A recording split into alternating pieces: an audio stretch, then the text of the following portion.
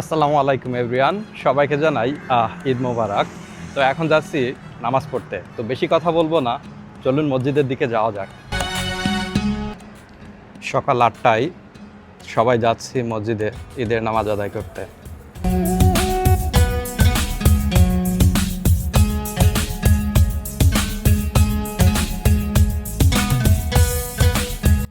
আমি এখন আছি কুয়ালালামপুরের ঐতিহাসিক মসজিদ জামেকে।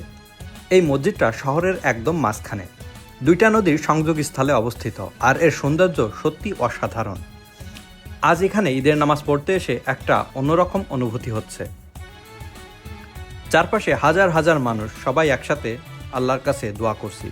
বিদেশে থাকলেও এই মুহূর্তটা মনে করিয়ে দেয় আমরা সবাই এক, আমরা সবাই মুসলিম। মালয়েশিয়ায় ঈদকে বলা হয় হারি রায়া ঈদ উল ফিতর। এখানে ঈদের সংস্কৃতি অনেক সুন্দর এবং ইউনিক। মানুষজন ঐতিহ্যবাহী পোশাক পরে, ছেলেরা বাজু মালায়ু আর মেয়েরা বাজু কুরুং। সবচেয়ে ইন্টারেস্টিং ব্যাপার হলো ওপেন হাউস, মানে ঈদের দিন যে কেউ আপনার বাসায় আসতে পারে, ধর্ম বা দেশ কোনো বিষয় না। খাবারের কথা যদি বলি, এখানে আছে রেন্ডাং, কেতুপাট, সাটে, যা বাংলাদেশের খাবার থেকে আলাদা, খুবই মজাদার। আর মালয়েশিয়ার সবথেকে সুন্দর দিক হলো এখানে মালাই, চাইনিজ, ইন্ডিয়ান সবাই একসাথে থাকে, একে অপরের উৎসবকে সম্মান করে। তাছাড়াও দেখতে পাচ্ছেন মসজিদের ভিতরে কিন্তু মেয়েদের এবং ছেলেদের নামাজের ব্যবস্থা আলাদাভাবে তৈরি করা। আলহামদুলিল্লাহ, ঈদের নামাজ শেষ করলাম, এখন হালকা একটু ঘোরাঘুরি করব। তো যাচ্ছি মারদেকা।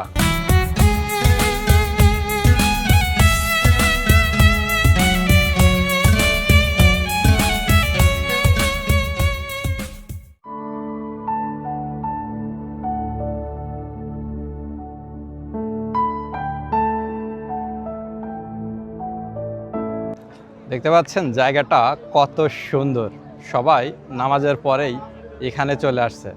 তো দেখতে পাচ্ছেন আমার পিছনেই কিন্তু সেই সুন্দর বিল্ডিংটা, এবং এখানেই সবাই ছবি তুলতেছে।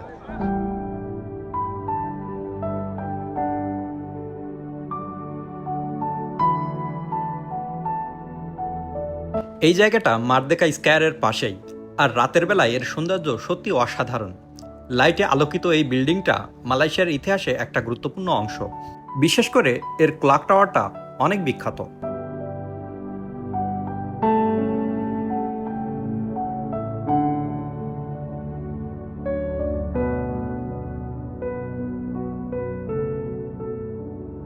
ঈদের নামাজ তো শেষ হয়ে গেল, তো এখন তো একটু খাওয়া দাওয়া কিছু করা দরকার। তো চলুন একটু খাওয়া দাওয়া করা যাক। খাওয়া দাওয়া করার জন্য চলে গেছিলাম একটা বাংলাদেশি রেস্টুরেন্টে। তো দেখতে পাচ্ছেন অনেক খাবার দাবার ছিল ঈদের দিনে। ফ্যামিলি, পরিবার পরিজন ছাড়া ঈদ করতে আসলে কতটা কষ্টের, এটা হয়তো অনেকেই জানে যারা ফ্যামিলি ছাড়া ঈদ করেছে। আমরা সবাই মিলে আমাদের পছন্দের খাবারগুলো খেলাম এখান থেকে। আসলে ভীষণ ভালো লাগলো ঈদের দিনটা।